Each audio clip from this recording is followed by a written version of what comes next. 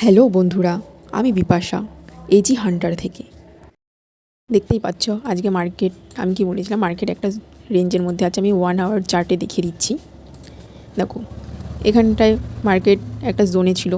আমার প্ল্যান কী ছিল আমি সেটাও তোমাদের বলেছিলাম যে এই জোনটা ব্রেক করলে আমি এন্ট্রি নেবো। কালকে আমি বলেছিলাম এই আপে এন্ট্রি নিয়েছি, ঠিক আছে।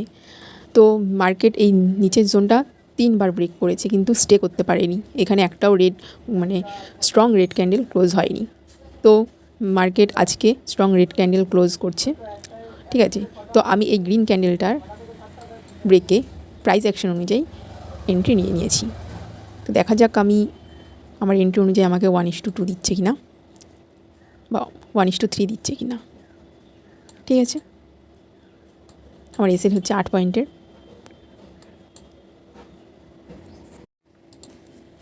অনেক সময় দেখবে তোমরা ভাববে যে একটা রেড ক্যান্ডেল স্ট্রং ব্রেক করছে তো আমি নিয়ে নিই, সেটা ভাববে। কিন্তু দেখো এই ক্যান্ডেলটা লাস্ট মোমেন্টে ও আপের দিকে উঠিয়ে নিচ্ছে।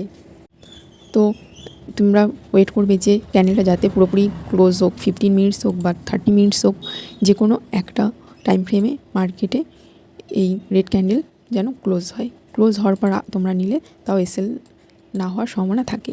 দেখতে পাচ্ছ এখন কিছু মিনিট বাকি আছে, মার্কেট স্পাইক মেরে উঠিয়ে নিচ্ছে। দেখা যাক আমার ট্রেডটা আজকে 1:3 দেয় কি না।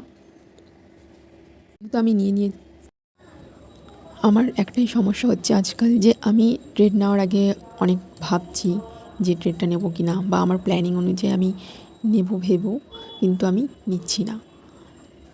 তোমাদেরও কি এরকম সমস্যা হয়? তোমরাও কি কনফিউজে থাকো যে ট্রেড এসছে নেব কি নেব না, বা মুভ বেরিয়ে যাওয়ার পর মনে হয় কেন নিলাম না? তো তোমাদেরও যদি এরকম মনে হয়ে থাকে তো আমাকে কমেন্ট করে অবশ্যই জানাও, তোমাদের এক্সপিরিয়েন্স আমার সাথে শেয়ার করো। দেখতেই পাচ্ছ এটা কত ইম্পর্টেন্ট জোন।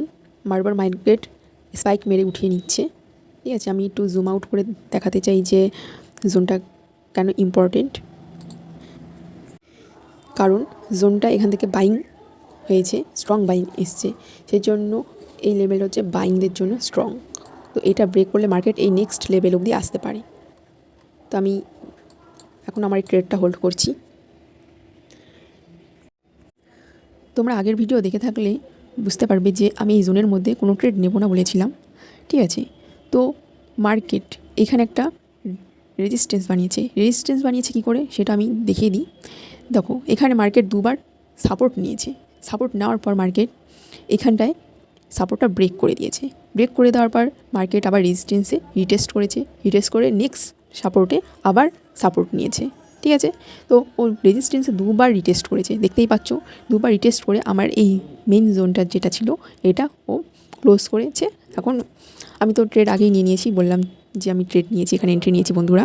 তো দেখতেই পাচ্ছ মার্কেট ওপরে গিয়ে এখন আমার দিকে যাচ্ছে। তো আমি এখন ট্রেডটাকে হোল্ড করব। আমি 1:3 নিয়েছি কিনা সেটা আমি তোমাদের দেখাবো। বন্ধুরা মার্কেট কেমন ট্র্যাপ করছে, স্পাইক মারছে কেমন। স্পাইক মেরে আমাকে 1:1 কাছাকাছি দেখিয়ে স্পাইক মেরে তুলে নিল। কিন্তু আমি এখনও তাও হোল্ড করব আমার টিপি অবধি। বন্ধুরা আমার এসএল কাছে চলে এসছে। তো আজকে আমার এসএলে দেখতে পাচ্ছ একটুর জন্য আমার এসএল হিট হয়নি। আমি জুম করে দেখাতে চাই যে আমার এসএলটা এখানটাতে ছিল আর কত বড় মার্কেট স্পাইক মেরেছে দেখতে পাচ্ছ। তো দেখি হোল্ড করি আমি।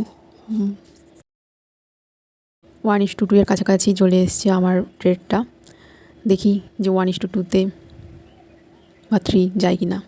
1:2 এর কাছে গিয়ে রিভার্স করে গেল ট্রেডটা। তো আমি এইখানে 15 মিনিটসের ক্যান্ডেল অনুযায়ী আমি ট্রেল করে নিয়েছিলাম। ট্রেল করে এখানটায় এই জায়গাটাতে আমি 2টো সেল করে দিয়েছি আর একটা হোল্ড করছি। আর যেটা আমি হোল্ড করছি সেটা এসএল সেম আছে, মানে এখানেই এসএলটা আছে। আমি কালকে থেকে চেষ্টা করব যে এসএল ট্রেল না করার, সেম এসএল রাখার। আমাকে 1:1.5 দেখানোর পর মার্কেট রিভার্স করে গেল। তো আমি এসএল ট্রেল করে নিয়েছিলাম, তাই আমার আজকের লসটা কম হয়েছে। কমেন্ট করে জানাও কারা 1:1 দেখানোর পর ট্রেল করো।